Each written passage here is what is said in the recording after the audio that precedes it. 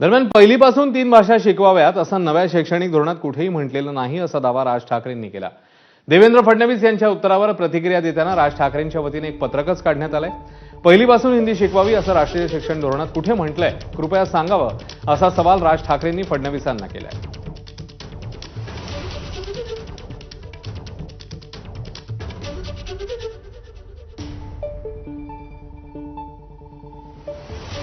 विषय पहिली इयत्तेला हिंदी शिकवण्याचा चाललाय। देवेंद्र फडणवीस जी आपण उल्लेख केलाय की राष्ट्रीय शिक्षण धोरणात 3 भाषा सूत्र घेतल्यामुळे आपल्याला ते स्वीकारावे लागेल, म्हणून पहिलीला तिसरी भाषा शिकवावी लागेल। सोबतच राष्ट्रीय शिक्षण धोरणाचा दुवा देतोय, त्यातील पान क्रमांक 13 आणि 14 कडे आपलं लक्ष वेधू इच्छितो।